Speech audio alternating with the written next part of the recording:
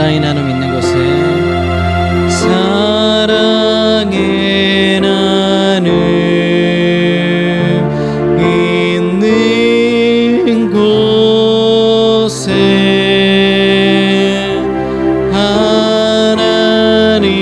하나님께서 계시도다. 사랑의 나눔 있는 곳에 사랑의 나눔 있는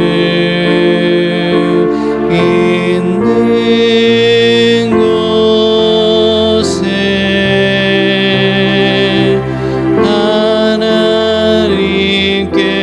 하나님께서 계시도다.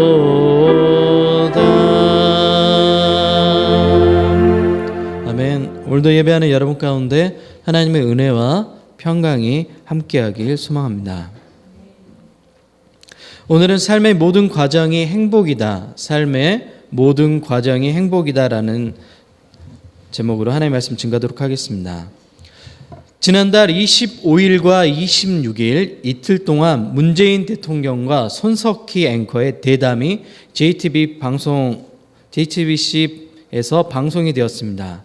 일명 종편이라고 불리는 종합 편성 채널 JTBC 대담 방송 시청률이 4.5%가 넘었다고 해요. 네, 굉장히 높은 시청률입니다. 저는 유튜브를 통해서 실시간 라이브로 방송을 봤는데 나이 60대 중반이 지난 손석희 씨도 60대 중반이에요. 되게 젊어 보이지만 지성과 인격을 갖춘 두 사람의 대화에는 품격이 있었습니다. 논리적이고 날카로운 질문과 해안 있는 답변이 마치 날카로운 창과 뚫을 수 없는 방패처럼 첨예하게 대립했습니다. 하지만 그 대화 안에는 상대에 대한 배려와 존중이 담겨져 있는 그런 아주 훌륭한 역사에 아마 남을 만한 그런 대담이었습니다. 그중 손석희 앵커가 문재인 대통령에게 퇴임 후에 어떤 활동을 하고 싶은가라는 질문을 던졌을 때 문재인 대통령이 시골에 내려가서 좀 쉬고 싶다라는 답변을 들었을 때 또 자신이 번아웃 됐고 탈진된 상황이다라고 얘기한 것을 듣고 많은 것들을 생각하게 됐습니다. 이 두 사람의 대담을 보면서 문득 궁금증이 생겨났습니다. 두 사람 모두 각각 분야에서 최고 위치에 오른 사람이에요. 손석희 씨는 언론인으로서 가장 높은 위치 JTBC 총괄 사장이고 한 사람은 정치인들이 모두 꿈꾸는 대통령이 되었어요. 그렇다면 이 두 사람은 처음 꿈을 가졌을 때보다 지금 더 행복할까? 처음 정치인으로서 꿈을 가졌을 때, 언론인으로서 꿈을 가졌을 때 그때보다 지금 가장 정점에 있는 그 위치에 있을 때 행복할까라는 궁금증이 생겼습니다. 여러분 어떻게 생각하세요? 모두 다 각자 꿈의 스타트에 서 있을 때하고 그 꿈을 이뤘을 때 어느 때가 더 행복할까요? 저는 1998년 목사가 되기 위해 신학대학 입학 원서를 냈고 대학에 합격했습니다. 하지만 아쉽게도 그의 대학 캠퍼스에 낭만을 누리지 못했어요. 캠퍼스를 밟지 못했어요. 왜냐하면 1997년 외환위기가 터졌기 때문에 그렇습니다. IMF라고 얘기하는 외환위기. 한국 경제는 무너져 내렸습니다. 중소기업은 줄줄이 도산했고 많은 사람들이 자살했습니다. 많은 사람이 경제적인 어려움으로 꿈을 포기했고 그 많은 사람들 중에 한 사람이 저였습니다. 저희 집도 아버지 사업이 어려워져 경제적인 도움을 집에서 받을 수 없는 형편이 되었습니다. 20살이 되던 첫 해 낭만보다는 고된 사회생활이 직장생활이 시작되었습니다. 그렇게 1년이 지나 다시 수능을 보고 똑같은 대학에 원서를 내고 그의 대학에 진학했습니다. 신학대학 4년, 신학대학원 3년, 7년이라는 긴 신학과정을 마치고 학교를 졸업했습니다. 졸업 후 또 목사가 되기 위해서는 2년 동안 전임 전도사 풀타임으로 사역을 해야 되는데 2년간 전임도무사 생활을 했습니다. 그리고 마침내 2014년 목사가 되었습니다. 무려 15년 동안 꿈꿨던 일이 현실이 되었습니다. 목사가 되던 그날 저는 하늘을 나는 것처럼 행복했을까요? 어때요? 여러분 생각 어때요? 15년 동안 꿈꿨던 일이잖아요. 그 일이 이루어졌어요. 어땠을까요? 목사가 됐던 그날은 특별했지만 기대했던 것만큼 행복하진 않았습니다. 제가 느꼈던 이 감정을 문재인 대통령, 손석희 앵커의 말 속에서 이 두 사람도 그러한 감정을 느끼고 있음을 알아챌 수 있었습니다. 오늘날 많은 사람이 이런 현실을 잘 알지 못합니다. 그래서 목표했던 돈, 권력, 꿈을 가지면 진짜 행복을 찾을 수 있을 거라고 생각합니다. 하지만 현실은 그렇지 않죠. 오히려 꿈을 이루고 난 후에 찾아오는 것은 채워지지 않는 허전한 마음입니다. 이런 사람들의 마음을 잘 드러내주는 드라마가 있습니다. 현재 JTBC에서 방영 중인 나의 해방일지라는 드라마입니다. 나의 아저씨라는 작품으로 유명한 박혜영 작가의 작품이에요. 나의 아저씨, 나의 인생의 드라마, 가장 좋은 드라마로 꼽는 사람이 많잖아요. 그 시나리오를 썼던 작가 박혜영 씨가 나의 해방일지도 썼습니다. 지금 방영 중이고, 그중 드라마 여주인공 연미정이 한 대사가 사람들에게 큰 공감과 반향을 일으키고 있습니다. 다음은 여주인공 연미정이 남자 주인공의 한 대사입니다. 난 한 번도 제대로 채워진 적이 없어요. 그동안 내가 만났던 사람들은 전부 쓰레기예요. 그러니까 날 추앙해요. 가득 채워지게 난 한 번도 채워지고 싶어요. 난 한 번은 채워지고 싶어요. 그러니까 날 추앙해요. 오늘을 살아가는 현대인의 내면을 가장 잘 보여주는 드라마의 대사입니다. 어쩌면 우리는 스스로 알지 못했던, 하지만 이미 경험한, 채워지지 못했던 것을 경험한 삶을 이 여주인공의 대사를 통해서 확인했는지도 모릅니다.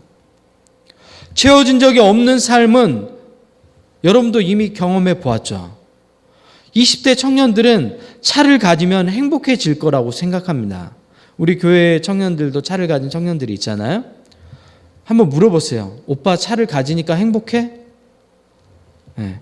기대했던 것만큼 처음에 차를 사면 정말 행복할 것 같은, 내 차를 가지면 정말 하늘 날 것 같은 그런 기분을 느껴질 거라고 생각했던 것만큼 행복하지 않다고 대답할 거예요. 결혼 정년기에 있는 청년들은 결혼하면 세상 모든 것을 다 가질 것이라고 생각합니다. 한번 결혼해 보세요. 정답을 알 수 있습니다. 남자친구가 생기면, 여자친구가 생기면 그 모든 것들이 채워질 거라고 생각합니다. 한번 사귀어 보세요. 채워지나? 오늘 우리가 읽었던 본문에도 한 번도 채워진 인생을 살지 못했던 한 인물이 등장합니다. 이 사람이 누굴까요? 바로 므낫세 왕입니다. 오늘 읽었던 본문은 므낫세 왕에 관한 내용이에요. 므낫세는 개혁적인 인물로 유명한 히스기야 왕의 아들이었어요. 그리고 어머니 헵시바는 성경에서 굉장히 모든 여성들이 존경하는 그런 인물로 자주 등장하죠. 이 두 신앙 좋은 부모 사이에서 태어난 사람이 바로 므낫세 왕이었습니다. 그는 12세의 어린 나이에 왕이 되었습니다. 므낫세는 아무런 노력 없이 모든 것을 가졌습니다. 여러분, 왕이 된다는 것은 모든 것을 가진 거예요. 여러분, 대통령만 돼도 마음대로 하잖아요. 근데 왕이에요. 절대적인 권력을 가진 사람이에요. 모든 것을 다 가진 거죠. 하지만 이상하게도 므낫세의 마음에는 채울 수 없는 텅 빈 마음이 있었어요. 남들이 보면 배부른 소리 하고 있네 라고 얘기할 수 있겠지만 그는 모든 것을 가졌는데 이상하게도 현실은 풍요 속에서 빈곤을 경험하고 있었어요. 므낫세는 자신의 내면을 뭔가로 채우고 싶었어요. 여러분도 내면의 텅 빈 마음을 경험할 때 느껴지는 감정이 뭐예요? 불안감이에요. 뭔가로 계속 채워야 될 것 같은 불안함이 느껴지잖아요. 므낫세는 내면을 채우기 위해 모든 수단과 방법을 다 동원했어요. 므낫세는 정치와 경제적인 모델을 주변 나라에서 탈았어요.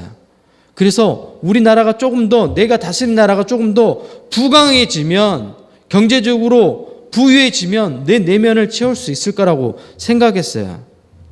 하나님의 백성이라는 높은 긍지와 가치를 버리고 주변 나라들과 똑같이 되기 위해서 노력했어요. 이 과정에서 남유다는 우상 숭배를 국정 운영의 근간으로 삼았어요. 왜냐하면 주변 모든 나라들이 국정 운영을 그렇게 했어요. 이방의 우상을 섬기면서 그 우상들의 도움을 통해서 나라가 부유해져야 된다고 생각했던 거예요. 이 므낫세도 똑같은 행동을 한 거예요. 므낫세가 이상한 행동을 한 게 아니에요, 여러분. 주변 나라와 똑같아지려고 했던 거예요. 우리로 얘기하면 세상 사람들과 똑같아지려고 노력하는 거예요. 기독교인인데. 여러분 주위에 그런 사람들 많잖아요. 아니면 여러분도 그러고 있는지도 모르죠. 남들도 다 이렇게 사는데 나도 이렇게 살고 싶어. 므낫세가 바로 그랬던 사람입니다. 역대하 33장 2절 3절입니다. 여호와 보시기에, 여호와는 하나님이에요. 하나님 보시기에 악을 행하여 여호와께서 이스라엘 자손 앞에서 쫓아내신 이방 사람들의 가증한 일을 본받아 그의 아버지 히스기야가 헐어버린 산당을 다시 세우며, 산당은 우상을 섬겼던 장소예요. 바알을 위하여 제단을 쌓으며 아세라의 목상을 만들어 하늘의 모든 일월 성신을 경배하며 섬기며. 누가 했다고요? 므낫세가.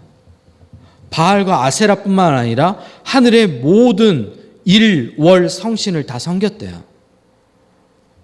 더 많이 섬기면 더 많은 신들로부터 나를 행복하게 빌면 나에게 행복이 찾아올 거라고 생각했어요.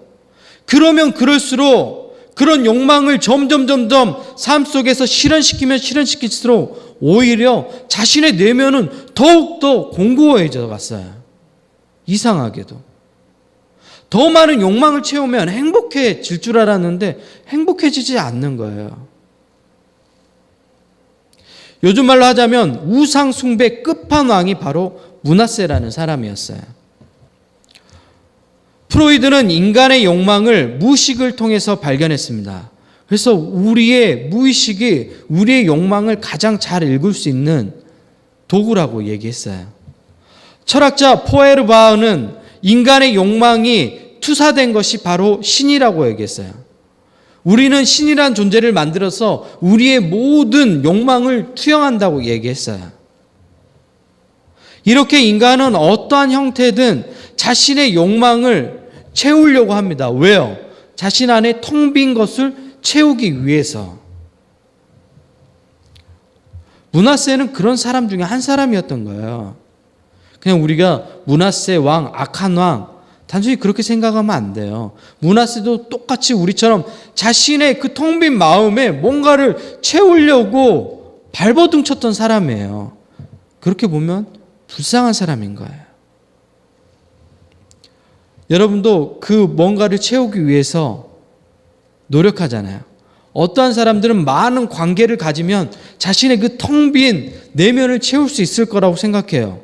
근데 그런 관계들을 많이 가지면 가질수록 오히려 그 관계 안에서 섭섭함들이 밀려오죠. 나는 저 사람과 가장 가까운 사람이 되고 싶은데 저 사람 또 누군가랑 가까워진 것을 보면 빼앗겼다는 느낌이, 상실감을 느껴요. 그런 것들이 계속해서 반복하잖아요.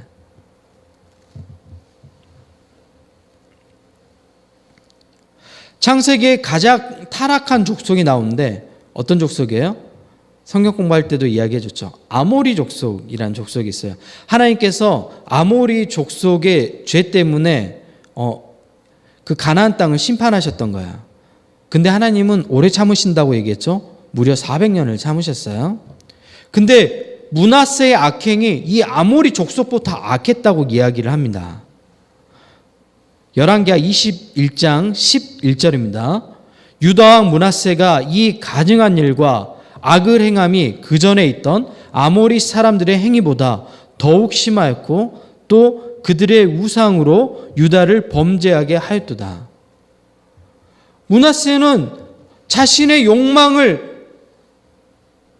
가질 수 있는 만큼 다 가지고 다 실현해 봤어요. 그러나 자신의 내면이 채워지지 않은 거예요. 여전히 공고한 거예요. 제가 지난주에 설교 때 아이들을 망치는 방법을 얘기했잖아요. 딱 므낫세예요. 10세 왕이 돼버렸잖아요. 모든 걸 다 가져버렸잖아요. 아무런 노력 없이 가졌잖아요. 인생이 어떻게 됐어요? 망쳐버렸어요. 그러면 므낫세가 타락한 건 므낫세 자체가 성품이 악해서 타락했을까요? 여러분 그렇게 바라보면 성경을 잘못 읽는 겁니다. 므낫세가 이런 과정을 겪을 수밖에 없었던 건 누구의 영향이냐면 아버지 히스기야의 영향이 있었습니다.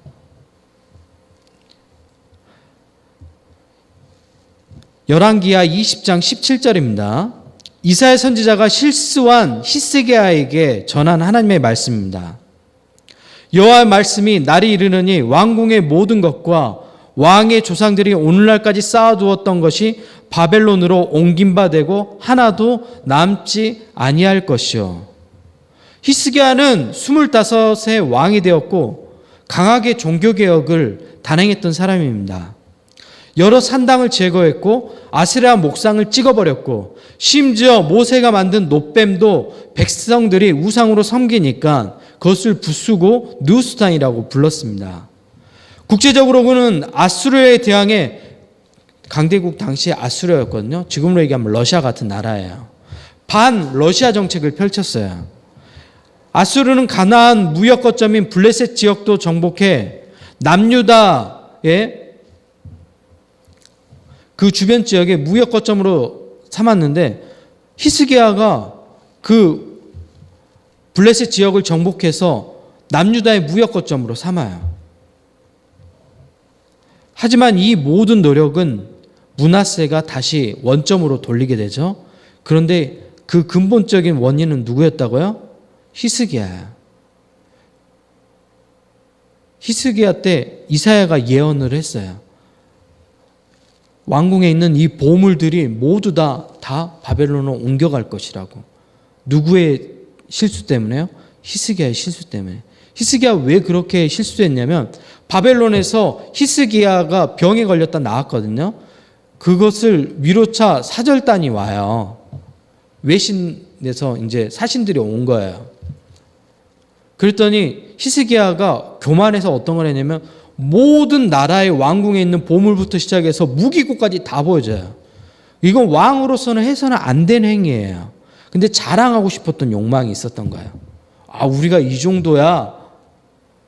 그 자랑했던 그 교만함 때문에 바벨론이라는 나라가 그것을 뭐 하고 싶어요? 가져가고 싶어져요, 나중에. 그것을 실제로 다 가져가 버리잖아요. 그래서 일어났던 게 뭐냐면 바벨론 포로기가 시작된 거예요.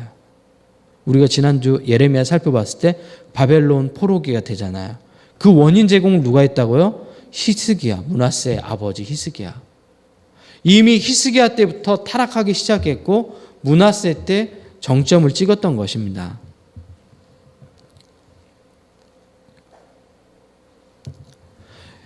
여러분, 욕망은 절대로 채워지지 않습니다.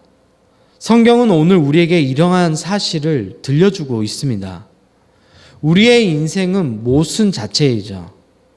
하나님을 위한 삶을 살고 싶다고 말합니다. 하지만 현실은 각자의 욕망에 따라 살아갑니다. 정직한 기독교인으로 살고 싶다고 말합니다. 정작 현실 속에서는 이익에게 언제든지 양심의 자리를 내어주는 삶을 살아갑니다. 하나님의 교회를 정직하게 섬기겠다고 말합니다. 하지만 현실은 언제나 내 일상이 가장 먼저입니다. 그리고 하나님은 언제나 그 후에 찾습니다. 우리의 이런 모습에도 하나님은 우리를 사랑하십니다. 왜냐하면 하나님의 사랑은 온전히 내어주는 사랑이기 때문에 그렇습니다. 우리가 사랑의 본질과 의미를 훼손해서 그렇지 사랑은 원래 내어주는 것입니다. 여러분의 가장 좋은 것을 내어주는 것이 바로 사랑입니다. 우리의 내면을 온전히 채울 수 있는 것은 바로 하나님의 사랑입니다. 그래서 여러분이 하나님의 사랑을 경험할 때 뭐라고 얘기하죠?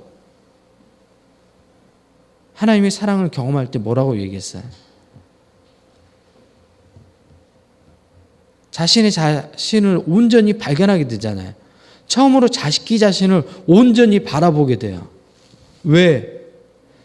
내면이 채워지기 전까지 사람은 자기 자신을 정확하게 바라보지 못해요. 다른 것들을 바라봐요. 나한테 없는 것들을 바라봐요. 갈망하는 것들을 바라봐요. 욕망하는 것들을 바라봐요. 갖고 싶은 것들을 바라봐요. 근데 나의 내면이 채워지면 그제서야 자기 자신을 바라보기 시작해요. 내가 어떤 존재인지, 내가 어떤 사람인지, 내가 어떻게 살아가야 되는지, 내 삶이 어떤 삶인지 바라보게 됩니다. 인생의 끝자락에서 한 번도 채워지지 않았던 마음의 체험을 경험한 므낫세가 고백합니다. 본문 12절 13절입니다. 그가 환난을 당하여 므낫세가 환난을 당했대요. 그의 하나님 여호와께 간구하고 그의 조상들의 하나님 앞에 크게 겸손하여 므낫세가 겸손했대요. 그렇게 악했던 아모리 족속보다 더 악한 행동을 많이 했던 므낫세가 드디어 겸손해졌대요. 크게 겸손하여 기도하였으므로 하나님이 그의 기도를 받으시고 그의 간구를 들으시사 그가 예루살렘에 돌아와서 다시 왕위에 앉게 하심에 므낫세가 그제서야 여호와께서 하나님이신 줄 알았더라. 므낫세가 그제서야 여호와께서 하나님이신 줄 알았대요. 그제서야. 이때가 언제인 줄 알아요? 므낫세의 마지막 때예요. 므낫세가 왕으로 55년간 통치를 했어요. 50이 넘어서야 12살에 왕이 됐으니까 50이 넘어서야 여러분 그제서야 여호와가 하나님이신 줄 알았대요. 므낫세의 아버지, 어머니가 어떤 사람이라고 얘기했어요? 가장 신앙이 좋은 대표되는 두 사람이었어요. 근데 그제서야 여호와께서 하나님이신 줄 깨달았대요. 그리고 므낫세가 삶의 마지막 순간에 한 일들입니다. 역대하 33장 15절입니다. 이방의 신들과 여호와의 전에 우상을 제거하며 여호와의 전을 건축한 사내와 예루살렘에 쌓은 모든 제단들을 다 성 밖으로 던지고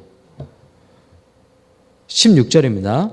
여호와의 제단을 보수하고 화목제와 감사제를 그 제단 위에 드리고 유다를 명령하여 이스라엘 하나님을 섬기라 하매. 뭘 했어요? 자신이 그동안 망쳐왔던 모든 것들을 다시 제자리로 돌리는 일을 삶의 마지막 순간에 했던 겁니다. 왜 이렇게 할 수 있었죠? 므낫세가 그렇게 악했던 왕이잖아요. 이방의 모든 신들을 다 섬겼다고 했잖아요. 자신의 욕망을 다 이루려고 했잖아요. 악한 짓은 다 있어요. 자신의 텅 빈 마음을 채우기 위해서 자기가 욕망하는 것들을 다 해보면 채워질 거라고 생각하고 모든 악한 짓을 다 해본 거예요. 정말 여러분이 주변에서 얘기하는 저 사람 정말 인간 쓰레기 같은 사람이야 라고 평가받을 만한 그 모든 것들을 행동들을 다 했던 사람이 누구냐면 므낫세예요. 근데 므낫세가 지금 어떤 사람이 됐어요? 모든 자기 악행을 다시 원상태로 돌린 거예요. 착한 사람이 되어 거야.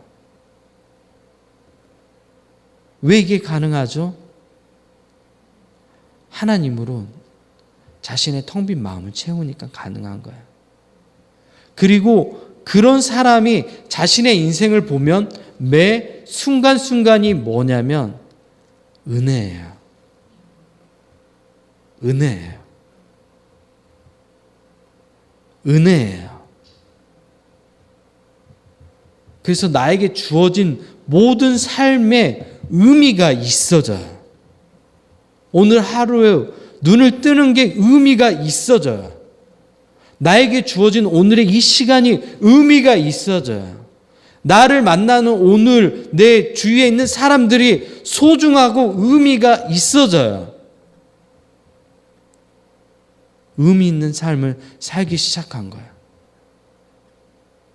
그러면 그 의미 있는 삶이 시작된 사람에게 순간순간이 뭐겠어요? 행복인 거예요. 오늘날 많은 사람들이 나는 이것을 이루면 행복해질 거라고 생각해요. 처음에 얘기해줬던 문재인 대통령이 되고 나서 행복해 보여요? 마지막 손석희 씨와 대담할 때 행복하다고 얘기했어요? 쉬고 싶다고 얘기하잖아요. 번아웃 됐다고. 고향으로 내려가서 좀 쉬고 싶다고. 그 다음에 계획이 뭐냐고 물어봤더니 계획이 없다고, 그냥 쉬고 싶다고, 등산 가고 싶다고. 손석희 앵커는 어떻게 보였어요? 사장이 되고 앵커로서 가장 높은 위치에 올라갔는데 행복해 보여요? 뭔가 삶에 지쳐 있어 보이죠?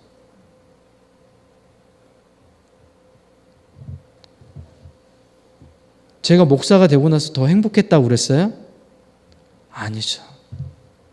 목사가 되기 위해서 15년간 그렇게 달려왔는데 목사가 막상 되고 난 이후에 더 행복해지지 않았어요. 그날은 분명 특별한 날이긴 해요. 그러나 정말 인생의 최고의 날은 아니에요. 제가 여러분에게 왜 이런 이야기를 들려드리는지 알겠죠? 하나님 앞에 나의 내면이 채워지면 모든 순간순간이 행복해져요. 뭔가 내가 이뤘다고 행복해지지 않아요. 내가 누군가의 관계를 가졌다고 행복해지는 게 아니에요. 내가 누군가를 안다고 행복해지지 않아요. 내 내면이 채워지면 순간순간이 모두 다 소중해져요. 모두가 의미가 있어져요. 그래서 행복해지는 거예요. 그 경험을 여러분이 했잖아요. 언제 했어요? 예수님을 구주로 고백한 첫날 어땠어요? 주님 사랑합니다. 행복합니다. 제 인생을 주님께 드릴게요. 저 너무 행복해요. 저 아무것도 필요 없어요. 그런데 지금은 필요 있죠. 뭔가 필요 있잖아요. 여러분 갈망하는 게 있잖아요. 뭔가 여러분 안에 텅 빈 것처럼 계속 메꿔지. 여러분을 좀 누가 추앙해 줬으면 좋겠잖아요. 난 한 번도 채워진 적이 없어. 날 추앙해줘. 여러분도 그렇게 외치고 있잖아요. 아니요. 여러분 채워진 적이 있어요. 예수님이 여러분을 채워줬잖아요. 예수님이 여러분에게 사랑한다고 고백할 때 채워졌잖아요. 하나님이 여러분을 사랑하는 내 아들, 딸아라 불렀을 때 채워졌잖아요. 그 채워졌던 그 감격이 여러분을 신앙인으로서 살아가게 하잖아요.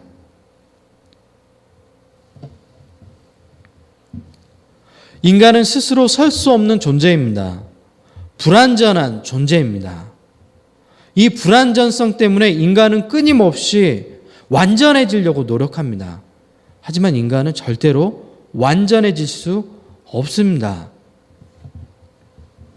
하지만 이 불완한 존재가 하나님을 만나면 완전해지지 않지만 충만한 존재가 됩니다. 완전해진 존재가 아니라 충만한 존재가 됩니다. 충만한 존재는 삶을 하루하루 살아가게 됩니다. 매 순간순간을 살아가게 됩니다. 의미 있는 시간으로 살아가게 됩니다. 충만한 존재만이 나에게 주어진 하루의 시간 속에 숨겨진 보물을 발견할 수 있는 영적인 눈이 생겨나게 되는 겁니다. 오늘 주어진 삶에 충실하게 됩니다. 그리고 알게 됩니다. 매 순간이 은혜였구나. 내게 주어진 모든 삶이 행복이다. 저는 20살 때 목사가 되기로 꿈꿨던 순간이 제일 행복했어요. 아무것도 이루어지지 않는 그 순간이 내 인생의 가장 행복한 순간이었어요. 제가 주님을 위해서 목사가 되겠습니다. 소외되고 가난한 사람들에게 하나님의 말씀으로 위로하겠습니다. 저 주님 그런 사람이 되고 싶어요. 저 지금 아무것도 없어요. 저 너무 형편없어요. 남노예요. 그러나 주님 저를 써주세요. 그때 순간이 제일 행복해요. 목사가 되었던 순간보다 더 행복했어요. 정말이에요.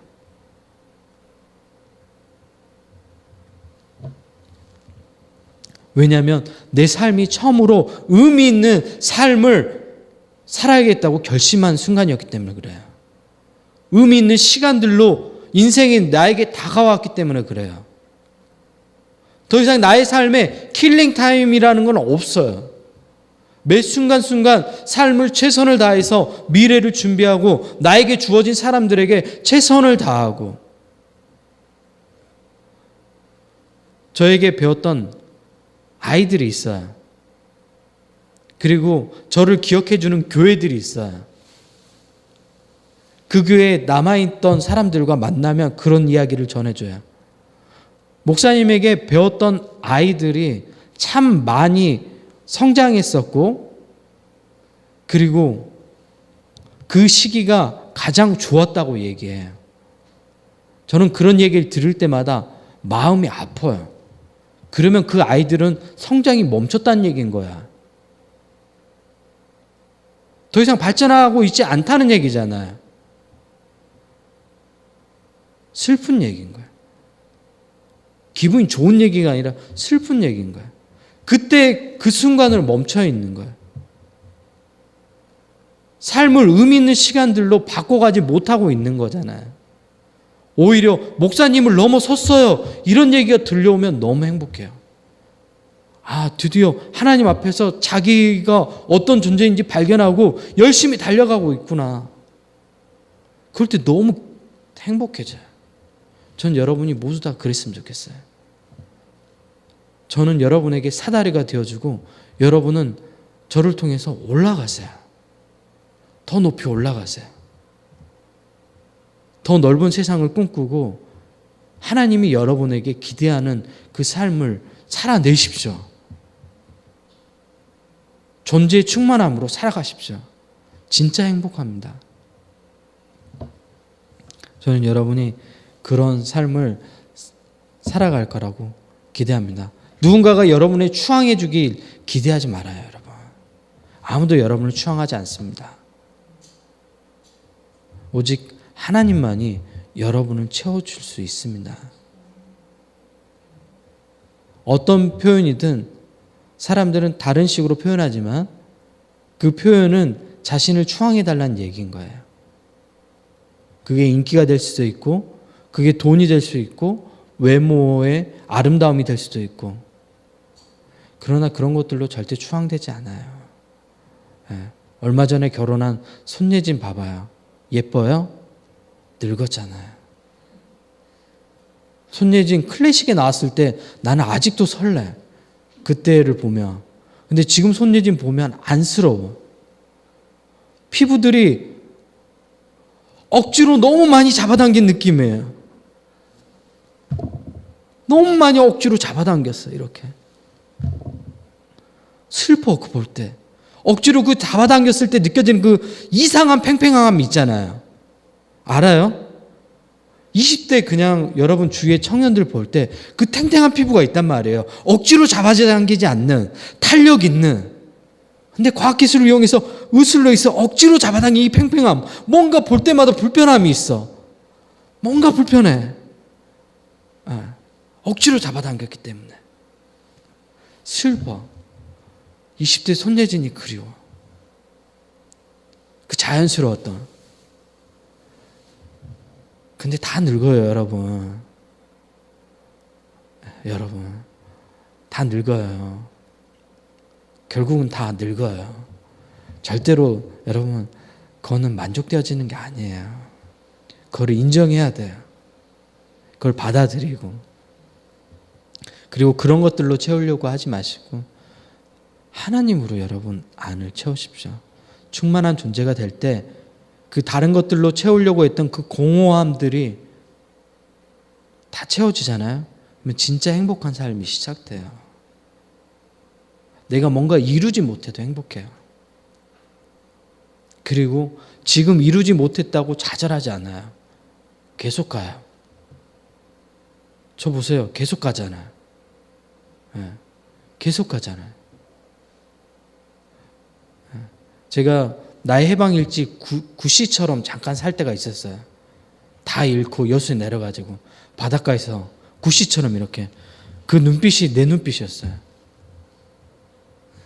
이렇게 다니는 아무런 의욕도 없고 제가 그랬어요. 근데 하나님 다시 회복시키시던데요. 오셔서 채우시고. 우리 하나님은 그런 분입니다. 하나님은 매 여러분을 먼저 찾아가서 여러분을 채우십니다. 우리 시간 같이 기도할까요?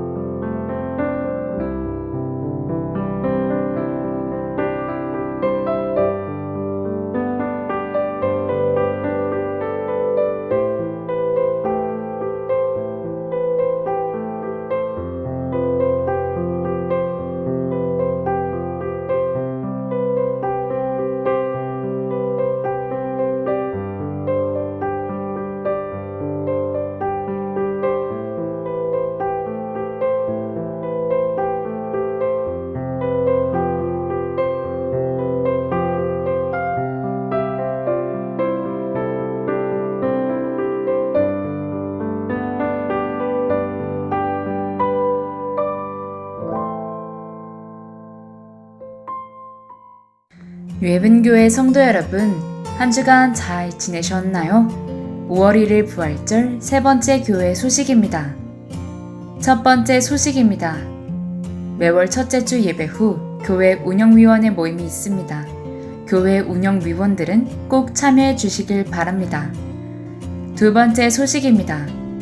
6월 5일 주일 예배는 1주년 기념 예배로 드립니다. 자세한 내용은 교회 단체 카톡방에서 공지를 확인해 주세요. 세 번째 소식입니다. 온라인 헌금은 재정 투명성을 위해 헌금 종료와 실명으로 교회 카카오뱅크 계좌로 헌금해 주세요. 내 부모를 공경하라. 그리하면 내 하나님 여호와가 내게 준 땅에서 내 생명이 길리라. 한 주도 사랑하는 가족의 소중함을 온몸으로 느끼고 표현하는 여러분 모두가 되시길 바랍니다.